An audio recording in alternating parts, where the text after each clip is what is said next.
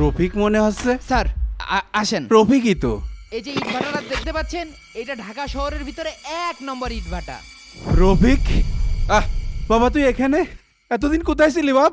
আপনি কে?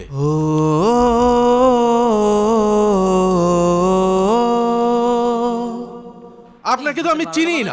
মুরব্বি, আপনি আমাদের স্যারের সাথে বাবা, তুই এমন কোনে করছেন ছিলি কেন? বাবা? এই বিলাল চাচা, ছাড়েন, তুই দেখতে পাচ্ছ আরে নাকি? বিলাল, এই ম্যানেজার একটু দেখেন।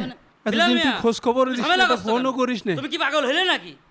উফ, কি ঝামেলা। বাজান, বিলাল চাচা, তুই আমাকে চিনতে পারছিস না? তোর কত চেষ্টা করেছি, পাগল তোর ঠিকানাই ছাগল। জোগাড় করতে পারলাম না। আমি তোর বাপ। কি? আপনি আমার বাবা? চাচা, আপনার মাথায় কি সমস্যা আছে? সামান্য ইট ভাটায় কাজ করে আমাকে জড়িয়ে ধরে সন্তানের পরিচয় দিচ্ছেন? আমি তো আপনাকে চিনিই না। কি বলছিস কি তুই বাবা? বিলাল মিয়া, ধুর, তুই তোর বাবাকে ভুলে গিয়েছিস? আজ ইটভাটায় কাজ করি বলে তুই পরিচয় দিতে চাচ্ছিস না? বললাম না আমি আপনাকে চিনি না। তারপরও আপনি আমাকে হেনস্থ করার চেষ্টা করছেন কেন? ও আচ্ছা, বুঝতে পেরেছি। আমাকে ইমোশনাল করে টাকা নেওয়ার ধান্দা না? টাকা চাইলেই তো হয়। এই ম্যানেজার, টাকা দাও। এই নেন স্যার। এই নেন, টাকা নেন।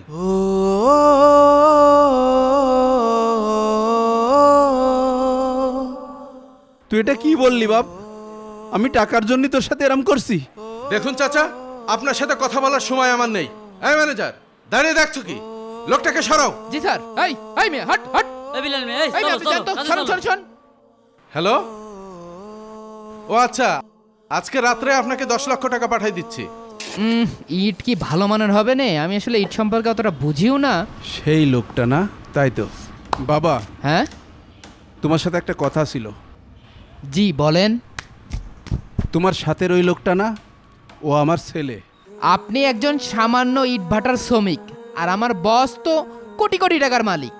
আর তাছাড়া আপনার কাছে কি কোনো প্রমাণ আছে যে আমাদের বস আপনার ছেলে? প্রমাণ অবশ্যই আছে। আমার ছেলে ছোটবেলায় পড়ে গেছিল, পড়ে যেয়ে ওর নাকের এখানে কেটে গেছিল, ওর এখানে কাটার দাগ আছে। কি বললেন?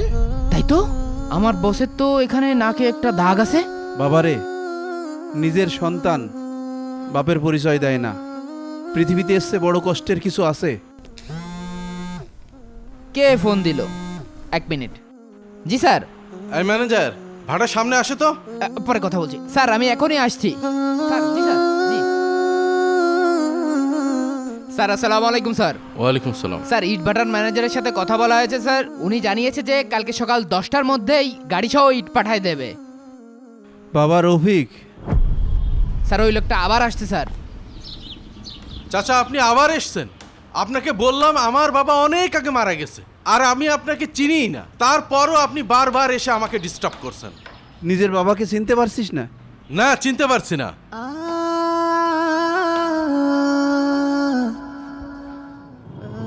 আপনি যে আমাকে ছেলে হিসেবে দাবি করছেন, এর কি কোনো প্রমাণ আছে? তুই ছোটবেলায় সিঁড়ির উপরে পড়ে গেছিলি, তোর নাকের উপরে কেটে গেছিল, সেই দাগ এখনো আছে। সত্যিই তো? এই ম্যানেজার, জি স্যার। দাঁড়িয়ে দেখছো কি? সেই তখন থেকে লোকটা আমাকে বিরক্ত করছে। এখনই ঘাড় ধাক্কা দিয়ে বের করে দাও। জি স্যার। এই এই এই এই, আপনি স্যারকে ডিস্টার্ব করছেন কি জন্যে? বারবার বিরক্ত করছেন মিয়া। বারবার এক কথা এসে বলছে।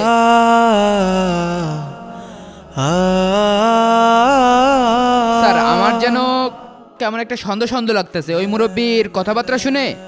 আপনার কথাবার্তার ভিতরে কোনো মিল পাচ্ছি না স্যার। এই, তুমি এত বেশি বোঝো কেন? ম্যানেজারের মতো থাকো। সরি স্যার, আপনার উপর কথা বলার জন্য মাপ চেয়ে নিচ্ছি। আমার বাবা মা আজ থেকে 10 বছর আগে মারা গেছে। তারা দুনিয়া থেকে চলে যাওয়ার পরে আমি বড় একা হয়ে গেছি, এতিম হয়ে গেছি স্যার। মাঝে মাঝে মনে হয় যে আমার মাথার উপর থেকে ছায়া নেই স্যার। আমি এখন বুঝতে পারি বাবা মায়ের গুরুত্বটা সন্তানের জন্য কত। ম্যানেজার, তুমি কি বুঝতে পেরেছো? এটা কিন্তু অতিরিক্ত হয়ে যাচ্ছে। স্যার, সর্বশেষ আমি একটা কথা বলতে চাই। জীবনে আপন বাবা মায়ের ভালোবাসা একবারই আসে, কারণ এটা আল্লাহ তাআলার পক্ষ থেকে একটা নেয়ামত। যে বাবা খেয়ে না খেয়ে আপনাকে লালন পালন করেছে, আপনি কি কখনো পারবেন তার ঋণ শোধ করতে? কোরআন হাদিস পড়ে যতটুকু জেনেছি স্যার, আল্লাহ তাআলা বলেন তোমরা তোমাদের পিতামাতার সাথে সর্বদা সদ আচরণ করো, সুন্দর ব্যবহার করো। বাবা একটি বটবৃক্ষ। এ বৃক্ষ নিজে রোদে পুড়ে তার ছায়ার নিচে রাখে পুরো একটি পরিবারকে। রোদ কিংবা বৃষ্টি থেকে বাঁচতে হলে মাথার উপর যে কেউই ছাতা হতে পারে, কিন্তু বটবৃক্ষের মতো শীতল ছায়া যে কেউ দিতে পারে না। মাথার উপর থেকে ছায়া সরে গেলেই টের পাওয়া যায়। কঠিন এই জীবনটা কেউ একজন অনেক সহজ করে দিয়েছিল।